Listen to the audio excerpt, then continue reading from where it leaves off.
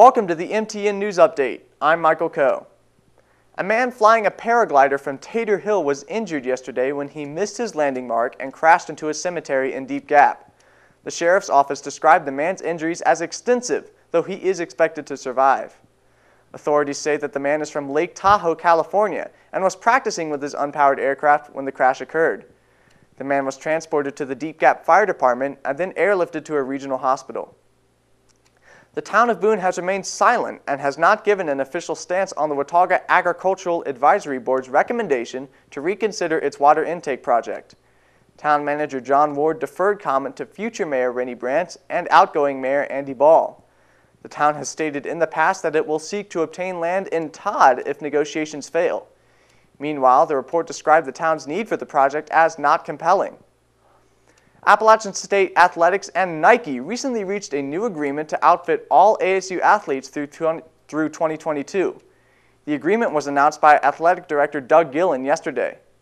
ASU and Nike have been partners since 2007, but officials say this new agreement shows a significant increase in Nike's support for the Mountaineers, an effect of their new place in the Division I Sun Belt Conference. The Ashe County Planning Board unanimously adopted a motion approving an application for a new cell phone tower in the Peak Mountain area. The board wanted to establish findings of fact in their decision and evaluated the impact of a potential tower. The tower satisfied all requirements according to ordinances and has been certified by an engineer according to officials.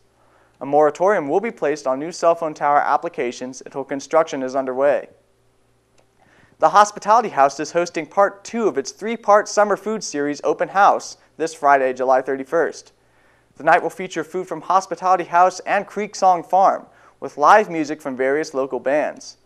House officials say that the night will showcase the finest food being grown in the high country and also supports local farmers around the Hospitality House's service area. The event will be in the Boone House from 6 p.m. to 7:30 p.m. A man was killed Monday afternoon when his truck overturned on Oklahoma Road near the Allegheny-Wilkes County line. The driver died at the scene due to a major head injury. The man overcorrected after drifting and lost control of the vehicle. The wreckage slid and then overturned, ejecting the driver. A passenger was taken to the Hugh Chapman Memorial Hospital in Elkin and has since been released with minor injuries. Officials say that the driver was not wearing a seatbelt. 3 separate pageants in Wilkes County raised over $41,000 last weekend. The pageants were all held in Wilkes Community College's Pitt Auditorium. All 3 pageants were sponsored by the Wilkes Community Action Committee. This is annually the committee's largest fundraising activity. The funds go toward battling poverty in the Wilkes County area. The funds for this year's event exceeded the $40,000 goal. Appalachian State's football team will face a tough non-conference schedule this fall. The most notable game sees ASU travel to South Carolina to play Clemson on the road on September 11th. Clemson has been a consensus pick to win the ACC this season after going 10-3 last year. Appalachian also plays at Old Dominion on September 25th and hosts Wyoming on October 1st. Old Dominion and ASU have never played, while the Mountaineers lost their only game against Wyoming back in 2004. Last Sunday, the Blowing Rock Charity Horse Show was put on at the L.M. Tate Showgrounds. But one big difference made this show unique. There was a drone present. Jordan Nelson of Nelson Aerial Imaging piloted the drone and used it to photograph the event.